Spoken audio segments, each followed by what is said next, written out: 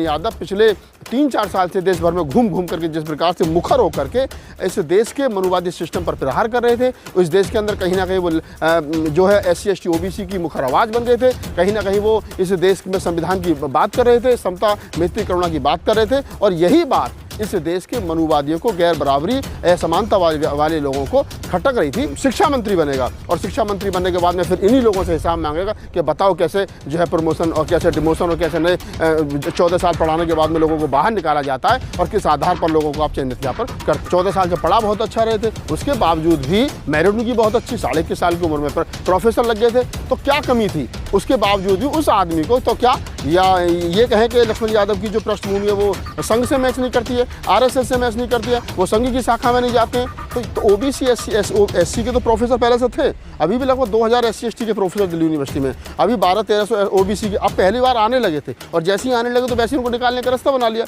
और चिंता का विषय है कि विश्वविद्यालयों को जिस प्रकार से एक रंग में रंगने की कोशिश की जा रही है, एक तरीके से एक मनुवादी सिस्टम में उसको ढालने की कोशिश की जा रही है। RSS और के हाथ में पूरा का पूरा जो है अगर कॉलेज थमा दिए जाएंगे तो ये जो विश्वविद्यालय ये शिक्षा का केंद्र ना होकर के विचारधारा के केंद्र बन जाएंगे। जो हिंदू राष्ट्र की कल्पना वो लोग कर रहे हैं, हो चाहे प्रिंसिपल हो चाहे रजिस्ट्रार हो, सबके सब जेल जाएंगे। सब ने फ्रॉड किया है, वो जितनी देरी हो रही है बस हो रही है।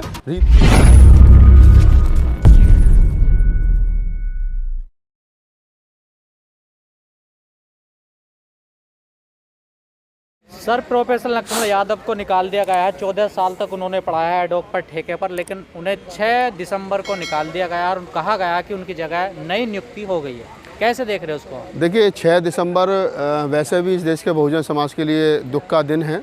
बाबा साहब डॉक्टर अम्बेडकर का परिनिर्वाण दिवस है। बाबा साहब डॉक्टर अम्बेडकर उस दिन नहीं रहे, लेकिन इसी देश के अंदर कुछ मनुवादी सिस्टम के लोग हैं जो इस दिन को शौर्य दिवस के रूप में मनाते हैं, क्योंकि इस दिन बाबरी मस्जिद को ध्वस्त करके उन्होंने राम मंदिर की परिकल्पना की थी। तो एक विकेट और 6 दिसंबर को लक्ष्मण यादव के रूप में गिर गया। लक्ष्मण यादव को मैं लगभग 5-6 साल से पर्सनली जानता हूं, और मैंने उनको कहा भी था, कई मंचों पर हम लोग साथ साथ रहे हैं, तो मैंने कहा उनको कि आप जिस रास्ते पर चल रहे हैं सरकार आपको बर्दाश्त करेगी इन फ्यूचर, ये बड़ा मुश्किल है। सरकार की आंख में आंख डाल करके कोई भी व्यक्ति इस देश का SC ST OBC या माइनॉरिटी समाज का व्यक्ति अगर बोलेगा तो निश्चित रूप से अगर सिस्टम में है तो सिस्टम से भगाया जाएगा, निकाला जाएगा, खदेड़ा जाएगा, और अगर सिस्टम के बाहर है तो रोड पर एक्सीडेंट में मारा जाएगा। ये 2-3 चीज़ें हैं। अगर राजनीति में है तो फिर EBI और CD और ED है, सब कुछ है उसके खिलाफ।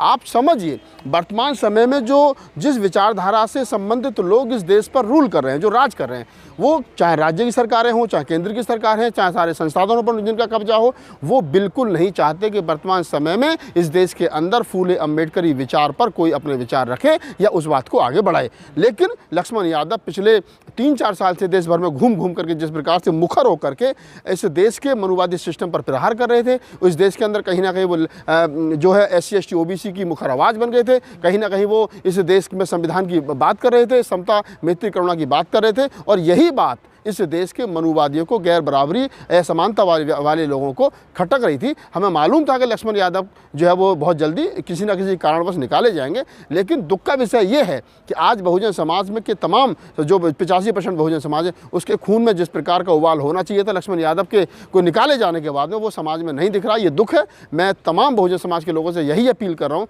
कि आप आइए, आप लक्ष्मण यादव के कंधे से कंधा मिला करके चलिए। मैंने तो कल भी कहा उनको, कल हमारे साथ में थे, मैंने तो कल भी कहा आप निराश मत होइए, आप उदास मत होइए। उन्होंने कहा कि नहीं, मैं डिजर्व था, मुझसे जो मैं जिसकी कम मेरिट है उसको रखा गया है और मुझे नहीं रखा गया, तो मुझे संविधान पर बोलने की, समता पर बोलने की सज़ा मिली है। तो हमने कहा कोई बात नहीं, आप ऑनलाइन पढ़ाइए, आप ऑफलाइन पढ़ाइए, किसी दूसरे कॉलेज में पढ़ाइए, लेकिन बोलिए, आप राजनीति में करिए। हम तो चाहता हूँ, मेरी तो शुभकामना लक्ष्मण यादव के लिए कि लक्ष्मण यादव चुनाव लड़ें, आजमगढ़ से लड़ना चाहते हैं आजमगढ़ से लड़ें, जीत करके आएँ। और मैं तो सपना देख रहा हूँ कि लक्ष्मण यादव जैसा व्यक्ति जिस दिन इस देश का इस देश का शिक्षा मंत्री बनेगा, और शिक्षा मंत्री बनने के बाद में फिर इन्हीं लोगों से हिसाब मांगेगा कि बताओ कैसे जो है प्रमोशन और कैसे डिमोशन और कैसे नए 14 साल पढ़ाने के बाद में लोगों को बाहर निकाला जाता है और किस आधार पर लोगों को आप चयनित यहाँ पर करते हो। तो संविधान के लिए बोलने की सजा मिली है लक्ष्मण? बिल्कुल। मैं तो कल से परसों से जब से उनको निकाला गया तब से कह रहा हूँ कि लक्ष्मण यादव को कॉलेज से निकालना। और जब बताइए उनमें क्या कमी थी?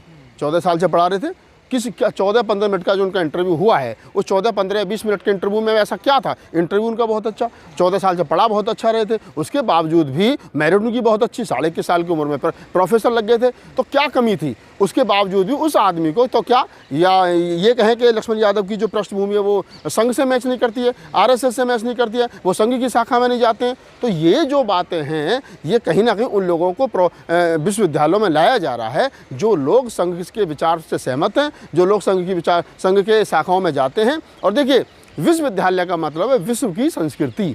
अगर आप दिल्ली विश्वविद्यालय है तो वहाँ पूरे विश्व के बच्चे पढ़ते हैं, उनकी अपनी सबकी आइडियोलॉजी है, सबका विचार है, सबके अपने सोच है, सबका अपना पंथ है, सबका अपना धर्म है, सबकी अपनी मान्यताएं, और उन सबको मान्यता देती है दिल्ली का कोई भी विश्वविद्यालय उनको मान्यता देता है। अगर दिल्ली विश्वविद्यालय की हम बात करें तो दिल्ली विश्वविद्यालय उन तमाम चीज़ों को मान्यता देता है। और कोई व्यक्ति, एक आदमी खड़े होकर के ये कहेगा नहीं ये गलत है, ये नहीं होना चाहिए, तो फिर ठीक है, लक्ष्मण यादव आज हैं, कल किसी और का नंबर होगा। प्रोफेसर रतनलाल साहब का प्रमोशन नहीं हो रहा है, रीतू धरने पर बैठी है। और अगर इस देश के लोग ये चाहते हैं, मनुवादी लोग ये चाहते हैं कि हम इनको इस प्रकार से हरा करके थका देंगे, तो मैं कहना चाहता हूँ कि जो सच है ना, वो हार नहीं सकता, थक सकता है, थोड़ी देर के लिए रुक सकता है, लेकिन जीतेगा अम्बेडकरवाद, ये ध्यान रखना। लेकिन डॉक्टर लक्ष्मण यादव बार बार कह रहे हैं कि अगर संविधान हमें उस दौर में मौका नहीं देता तो हम भी कहीं ना कहीं भैंस चराते हुए। बिल्कुल, कल भी लक्ष्मण यादव ने बात की कि अगर मैंने क्या नाम है, मुझे पढ़ने का मौका, मंडल कमीशन लागू नहीं होता, संविधान नहीं होता, तो मैं भी कहीं ना कहीं भैंस ही चरा रहा होता। तो ये बात बड़ी बात है। वो जिस ग्वाला जाति से आते हैं, जिस यादव जाति से आते हैं,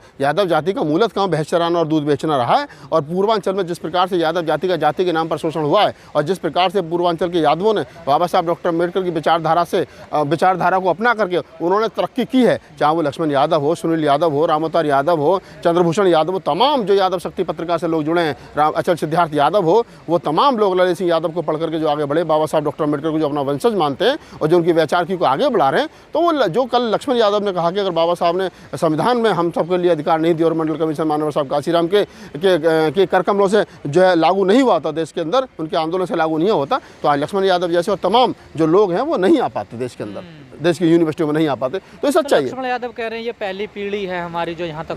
देखिए, ये बिल्कुल है कि अभी जो मैं भी कल एक हमारे संदीप यादव है, श्यामलाल कॉलेज में प्रोफेसर है, मैं उनसे बात कर रहा था, तो मैंने पूछा भी कितने, तो ओबीसी एससी के तो प्रोफेसर पहले से थे, अभी भी लगभग 2000 SC/ST के प्रोफेसर दिल्ली यूनिवर्सिटी में, अभी 1200-1300 ओबीसी के अब पहली बार आने लगे थे, और जैसे ही आने लगे तो वैसे ही उनको निकालने का रास्ता बना लिया। तो समस्या वही है, ओबीसी समाज में जो अम्बेडकरवादी समाज है, या तो ओबीसी समाज में है, ओबीसी SC/ST के बहुजन समाज के हैं, तो आपको वहाँ जाकर के आरएसएस के हेडक्वार्टर पर जाकर के आप सलामी दीजिए, उनके नेताओं को जाकर उनके पैर छुइए, तब आपको प्रमोशन मिलेगा। नहीं करोगे काम, बाबा साहब की बात करोगे तो फूले अम्बेडकर को मानने वाले लोगों को बाहर निकाल दिया जाएगा, जैसे लक्ष्मण यादव को बाहर निकाल दिया गया। तो ये कोई बड़ी बात नहीं है। ये तो गलत मैसेज जाएगा, ये तो डर का माहौल बैठेगा। देखिए, डरेगा वो जिसको नौकरी की चिंता होगी। लक्ष्मण यादव को मेरे हिसाब से 1 सवा लाख रुपए मिल रहे होंगे अडॉप्ट में, परमानेंट हो जाते तो 2.5 लाख 2 लाख हो जाते।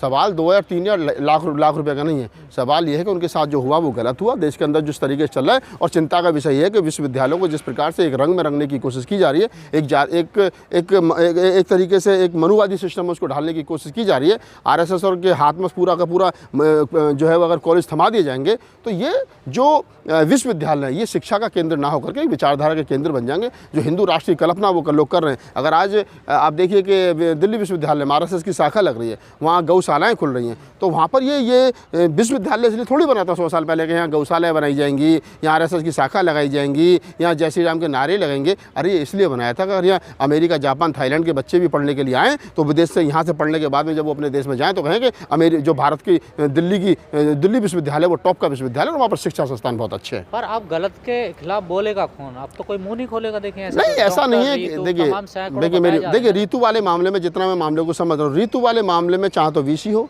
चाहे प्रिंसिपल हो, चाहे रजिस्ट्रार हो, सबके सब जेल जाएंगे। सब ने फ्रॉड किया है।